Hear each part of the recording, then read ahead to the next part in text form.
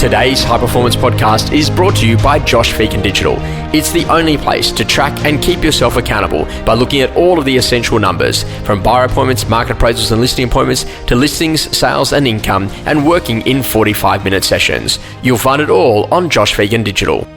Welcome to High Performance, the podcast featuring Josh Phegan and Alexander Phillips.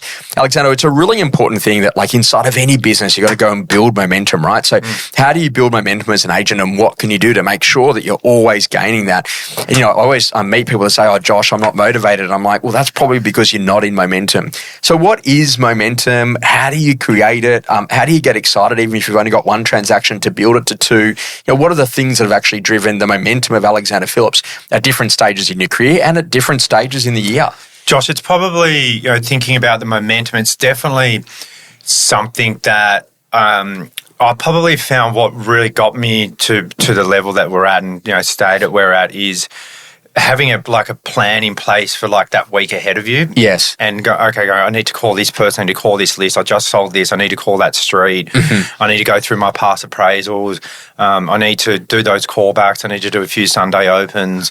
So having a really good plan. It doesn't need to be an ideal week that people used to have, calls at this session, and I need to do no open houses on a Tuesday, or we're definitely sort of a bit all over the place because of how busy we are. But I think if you've got if you're getting into the office on a Monday and you've got all that in front of you, you're so eager to build that momentum and maintain it because you've got so many things in front of you to plan out, and it's actually making sure that you're doing the right things too. So so many agents, I think, do the wrong things and have too many layers. You need to peel it back and just do very simple, straightforward, things and do them really well. But I always think about between 8 o'clock and 3 o'clock of any day, I try not to ring you or to call you or to text you because I think that that's client time.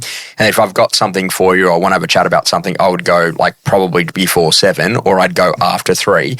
How important is it? Because you've kind of communicated that to me. If I rang you during the day, you'd be like, oh, have you got a lead for me? And whilst comical, it's also too really clear that you want to maximize business time for business time things. Is that important for an agent to adopt that style of philosophy? Yeah, big time. I think, a client of mine's been trying to catch up with me to have a lunch. Yes. Just a lunch at a coffee shop or something. And I haven't had lunch with anyone in 10 years.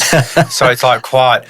it's just you're too busy and it's sort of, And you're not going to be in the right mood when you get there, right? No, because you're trying to get an appraisal, make a sale. You can't. You got your phone and, so that's why I suppose one thing I sort of changed my lifestyle. So getting up at early in the morning. So there's 2 hours where I've actually got free time where I'm not being bothered because from 6:30 onwards, it's, my phone's ringing until I go to bed at night. So there's a few hours free there to plan and make sure your day's fully prepared, and that's what I do every morning. My whole day is all confirmed by 6:30 with me texting everyone the opens, the private appointments, the vendor meetings, the appraisals. So that also creates momentum because you're so prepared and that there's no leakage, there's no lost time. But I think the momentum piece definitely comes from having a really good plan and knowing what the best things are to maximise your time of the day. It's quite funny. I ask people in audiences, how many weeks are there in the year? And most people respond to that as 52. And I'm like, well, no, it's actually only 44 for most people because